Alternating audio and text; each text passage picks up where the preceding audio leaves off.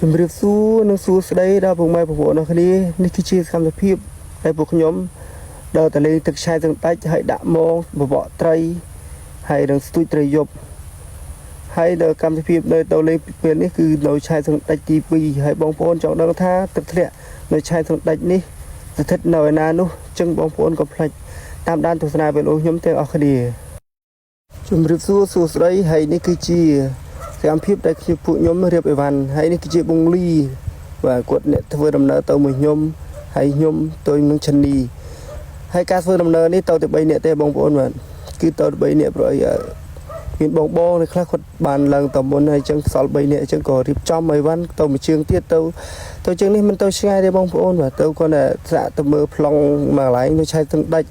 ចឹងក៏សកម្មភាពរបស់យើងគាត់តែជិះម៉ូតូចេញទឹកដាច់ទៅមិនយូរប៉ុន្មានទេបងប្អូនបាទគាត់តែជិះម៉ូតូទៅយើងខ្លាំង10នាទីចឹងគាត់ដល់កន្លែងឆៃទឹកដាច់ទី1យើងក៏ទុកម៉ូតូយើងទុកម៉ូតូក៏យើងដើរឆ្លងស្ទឹងទៅមុខដើរទៅភ័យជាកន្លះម៉ោងជាងកន្លះម៉ោងបន្តិចក៏យើងដល់ទីតាំងប៉ុន្តែក៏បើយើងមានគ្នាយើងក៏រុញម៉ូតូមកតិចក៏ដល់ទីតាំងកន្លែងទឹកឆែទឹកដាច់ទី2ដែរហើយទឹកឆែទឹកដាច់ទី2ក៏យើងមើលទៅលើទៅមានស្ថិរភាពស្អាតគួរសមហើយក៏យើងដើរដំណើរទៅមុខទៀតដើម្បីដើរទៅឆាប់ដល់មានផ្លូវកាត់មួយកន្លែងដែលមានផ្លូវចុះទៅហើយអង់គ្លីក៏គាត់ដើរតាមផ្លូវចុះទៅតាមផ្លូវចាស់របស់ខ្ញុំទៅក៏ដួលហើយនេះដំត្រៀកលឹកស្អាតទៅបងប្អូនហើយគឺយើងឈប់មកបន្តិចដើម្បីអង្គុយហើយវ៉នឹងវ៉ស្អីស្គាល់បងប្អូនបាទវ៉សិតនេះគឺជាសិតដែរ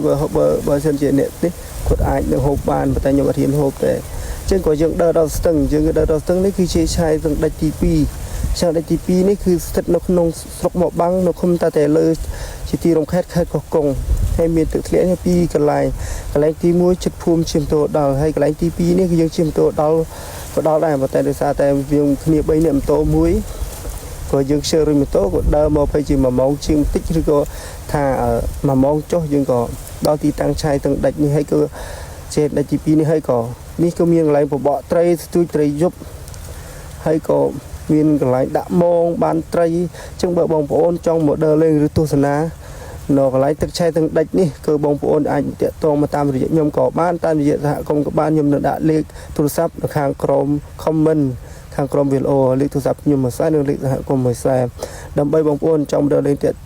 លេងនៅទីនេះបងប្អូនអាចតាក់ទងតាមរយៈ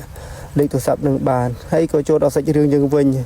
មុនដំបូងយើងនឹងរៀបចំកន្លែងតង់បោះតង់ដេកហើយយើងក៏រៀបចំអូសព្រោះយើងមកទៅមេឃភ្លៀងរៀបចំកាត់ភ្លើងដំទឹកដើម្បីហូបកាហ្វេមុននឹងយើងចេញទៅបបកត្រីហើយយើងចាប់ផ្ដើមក៏បង្កាត់ភ្លើងរៀបចំដាំទឹកខ្ញុំក៏អត់ធ្វើអីទេខ្ញុំក៏រៀបចំដោះមងដើម្បីដាក់មងចំហូបពេលងាយក៏មានអីថាពួកអីបើមិនរត់ដាក់មងបបកទេយើងអត់មានបានហូបទេព្រោះអីយើងដាក់ហើយបានតមានដាក់អីស្គួរយកទៅហូបទេហើយការរីមងរបស់ខ្ញុំដាក់ទៅកន្លែងមុខកន្លែងតង់របស់ដេកទេដាក់កន្លែងទឹកធ្លាក់នឹងហ្មងហើយនៅខាងឆៃទាំងដាច់ទី2នេះគឺសបោត្រីនេះគឺសកម្មភាពដែលខ្ញុំថតទៅលើ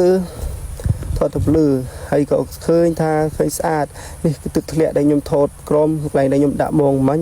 គឺថាទឹកធ្លាក់ស្អាតណាបងប្អូននៅទឹកឆៃទឹកដាច់ទី2ខ្ញុំក៏ផ្កាត់ភ្លើងឆេះខ្ញុំក៏រៀបចំដាំទឹកហូបកាហ្វេដើម្បីចេញទៅបបកត្រីហាងលីក៏គាត់រៀបចំធ្វើខ្សែទូចខ្សែអីដើម្បីរៀបចំទូចត្រីយប់ដាក់មកហើយនេះក៏ខ្ញុំចេញមកបកត្រីឃើញថាបកភ័យជា20 30ខ្សែ VFC ទេព្រោះត្រីនៅលេងតូចខ្ញុំរៀបចំដាំទឹកឆុងកាហ្វេផឹកដើម្បីរៀបចំទៅបកត្រីនៅខាងលើឃើញថាកាហ្វេនៅផឹកទៅឆ្ងាញ់ណាស់បងប្អូនឯងដឹងកាហ្វេអីទេខ្ញុំដាក់ទៅឆ្ងាញ់បងលីក៏រើហេបានគាត់ហែកមីមកចប់ដើម្បីហូបជុំគ្នាដើម្បីទៅបកត្រីនៅខាងលើនៅទឹកខ្លាចតែជាកម្មវិធីដែលយីថតពលឺដែលមុនដើរទៅបកត្រីនេះចិននេះគេបាយគេសិតគេថានឹងធ្វើបានត្រីតែមកបកត្រីបានទេបងប្អូនដល់ពេលចឹងខ្ញុំកាប់ឈើនឹងដើម្បីដាក់ជឹងមងដើម្បីដាក់មងយកត្រីទៅហូបពេលញីដល់ពេលឃើញថាដាក់មងដាក់យកត្រីទាំងនេះសបោណាបងប្អូនដោយសារតែមានអ្នកភូមិគាត់មករកដែរអញ្ចឹងឥឡូវសូវសបោប្រហែលដែរបើថាពីមុនសបោមកគប់ទៅកន្លះម៉ោងក៏បានត្រី4-5នាទីដែរអញ្ចឹងក៏កាប់ជើងមងហើយក៏ខ្ញុំរៀបចំដាក់មងហើយដាក់មងនេះយើងអត់ហាលទេដោយសារតែអុយឈិននីមកខាងនោះគប់សន្ទូចមកក៏យើងរីបងជិះវិញហើយក៏ខ្ញុំប្រាប់អង្គលីថាឥឡូវត្រីជាប់មងមួយហើយខ្ញុំក៏ទាញគល់មកហែលទៅដោះព្រៃខ្លាចតែហែលទៅឯងខ្លាចពើនេះត្រីជាប់មងមួយផ្លែទងជា3ខាំក៏បានត្រីនឹងរៀបបាទដាំបាយធ្វើម្ហូបពេលញីទៅរឿងលីក៏រៀបចំដាំបាយធ្វើម្ហូប ហើយខ្ញុំក៏រៀបចំធ្វើនេះធ្វើនោះដើម្បីធ្វើម្ហូបអីមួយគ្នាក៏ដាំទឹកស្រស់មីបងប្អូនញ៉ាំនេះមកទេស្រស់មីជៀនត្រីនេះក៏ថាត្រីយើងដាក់មកបានមួយដល់បងប្អូនយើងក៏ដាក់ជៀនផងមីផងអានេះចាប់ផ្ដើមច្រាំទេច្រាំខ្ទឹមដើម្បីធ្វើទឹកត្រីហើយក៏ទឹកត្រីយើងក៏បានធ្វើហើយដែរឥឡូវយប់ក៏រៀងរដែរក៏បងនេះក៏ចាប់ផ្ដើមលីក៏ចាប់ផ្ដើមដាំទឹកហើយក៏ស្រស់មីដើម្បីនេះ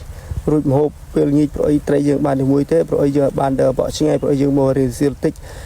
តែមីក៏អែមដែរបងប្អូនមីឆ្ងាញ់ណាស់អត់តែម្ហូបលងព្រៃឆ្ងាញ់មក3នាក់អូបាយមកកម្មែលអស់លីងមកនេះក៏យើងចាប់ផ្ដើមម្ហូបត្រីជៀនមួយមីមួយឆ្នាំងហើយមីនោះឃើញយើងបងប្អូន3នាក់មី3ខ្ចប់ហើយខ្ញុំក៏មានដាក់យកជាខ្ញុំឆ្អែតមកពេលទៀត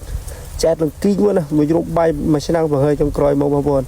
អញ្ចឹងក៏យប់ហើយយើងក៏បាយហើយយើងក៏ចាប់ផ្ដើមដល់ជីកនុយដើម្បីស្ទូចត្រីយប់តែនុយយើងនេះរបស់យើងនេះនុយបាយគឺខ្ញុំក៏ដោតនៅស្ទូចទៅដើម្បី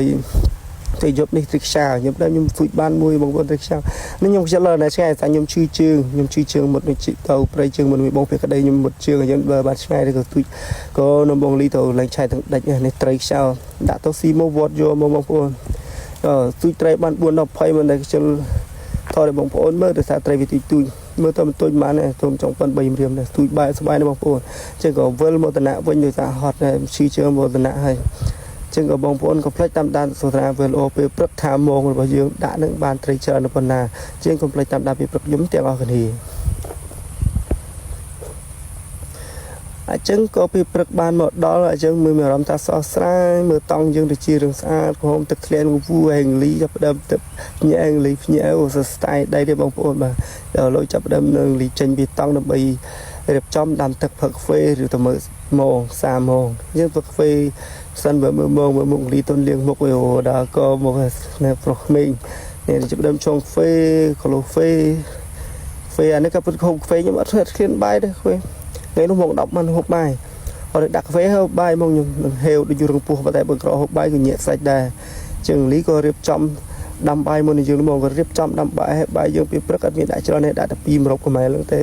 ព្រោះយើងបាយអត់ស៊ុយច្រើនដែរពេលព្រឹកព្រោះយើងដាក់កាហ្វេហើយចឹងរៀបចំដាំបាយក៏យើងដល់30ម៉ោងនេះបងប្អូននេះកន្លែងយើង30ម៉ោង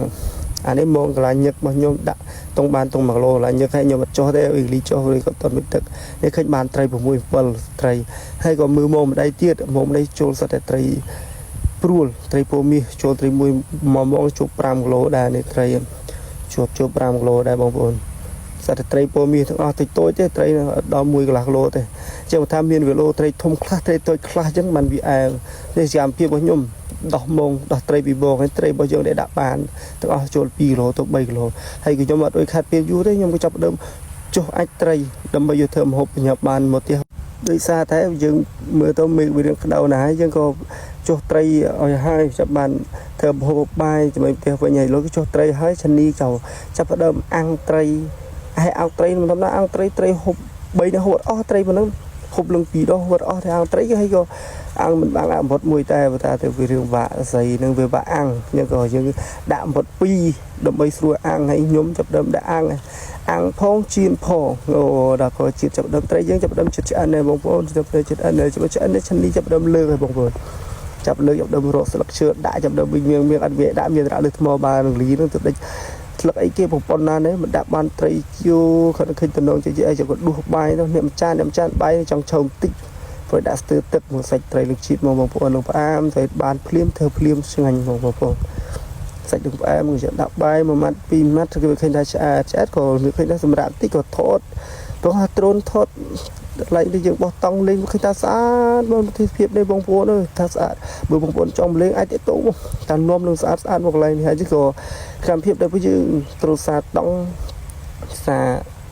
អាតកស៊ូនេះទៅតង់ទៅផ្ទះវិញហើយក៏យើងឆ្លៀតដាក់មកคลิปនេះទៀតមកឃើញអាប់ស្អាតមកពេលព្រឹកលំអាប់នឹងនេះបងប្អូននេះមើលថាបើដូចតាខ្ញុំថាស្អាតតែមែនបងប្អូនទីស្ពាបនេះដឹងនិយាយទៅរៀបរាប់ថាមិនចឹងនេះផោះត្រួតលើទៅអាប់នឹងស្អាតបងហើយយើងក៏យើងសាតង់រៀបហើយក៏យើងក៏ចាប់ដើមធ្វើដំណើរទៅផ្ទះទឹកធ្លាក់ខាងក្រោមយើងក៏ធ្វើដំណើរមកផ្ទះវិញបងប្អូនតែនៅផ្ទះយើងតាមផ្លូវដែលមកផ្ទះវិញគេថាទឹកខូតំណងណាបងប្អូនទឹកឆាយផ ផងទឹកធ្លាក់ផងស្អាតដែរទេសភាពវិញមកអែមនេះបងប្អូនឃើញថតទូរស័ព្ទជើងទេប៉ុន្តែបើមើលផ្ទាល់វិញដឹងនិយាយបរិយាយយ៉ាងណាទេអានេះផ្លូវយើងដែលយើងដើរមកដល់ម៉ូតូអញ្ចឹងក៏ខ្ញុំអញ្ចឹងវីដេអូខ្ញុំមានតែប៉ុណ្្នឹងទេបងប្អូនកុំភ្លេចចុច follow និងតាមដានវីដេអូខ្ញុំនៅឱកាសក្រោយទៀតអរគុណ